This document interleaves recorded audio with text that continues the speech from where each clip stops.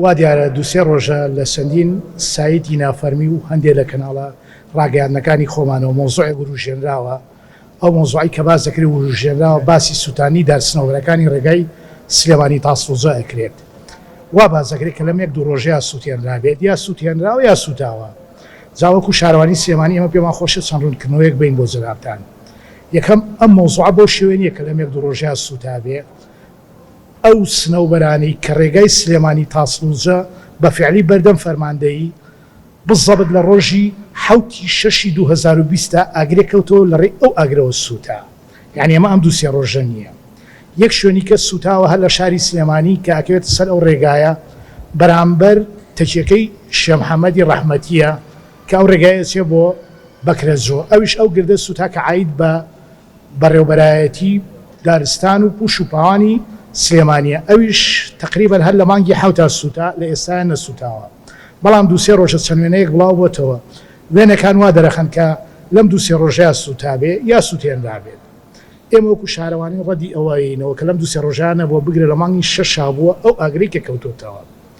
ئاگرەکە ژوان ڕێکەوتووە لە ڕێگای سوتوە لە ڕێگای ئاگرکەوتێکی ئەتیادیە بۆ لەناو فەرماندەییەوە بۆ بەڵام ڕەشەبا هێناوێتی و هاتۆتە سەر ئەو سنەوبەرانەی کە ئەکەوێتە جەزرەوە سەتێکەوە. بەڵام من حەزەکەم یەک معلومات بۆ جەنابتان باسکەم. ئەو دار سنەوبەرانەی کە هەیە کە ئەکەوێتە ڕێگای سلێمانی تاسڵوجە هەر هەمووی ئەکەوێتە ناو جەزرەی ناوەندی شەقامی ڕیسیەوە لەبەرەوەی لە پردەکەی کەنەکەەوە هەتاکو پردەکەی تاسڵوجە ئەو جادەیەمان 150 مەترپانە بریتینی لەو جادەی کە ئێستا هەیە. کەواتە ئەو دارانەی کە هەیە ئەکەوێتە ناوەندی ناو جەزرەکانەوە. جادەیەکی خەدەمی هەیە دوای ئەو پرۆژە دەستپێیەکە بەنسبەت ڕاپەڕین تاکو ئەتوانم بڵین تا مەدخەلی شار ئەوش جادەکەمان لە 100 مەترپانە هەمان سنەوبەرەکان ئەکەونە جەزرەوە سەتێکانەوە. بەڵام دووسێ ڕۆژە حملەیەکی زۆر بەرفراوان هەیە لەوەی کە ئەو دارانە سوتاوە. ئێمە وەکو شارەوانی ئەوە ڕەدەکەینەوە کە ئەو دارانە بەعەمدەن سوتابێ لەبەرەوەی ئاگرێکی ئەتیادی بووە. ئێستاش هاوکارمان کاک هاوکار کە بەڕێوەبەری شارەوانی ڕاپەڕینە ڕوونکردنەوەی تاوامانایەتی لەسەر شێوەی ئاگرەکە و چۆنێتی کەوتنەوەی ئاگرەکە.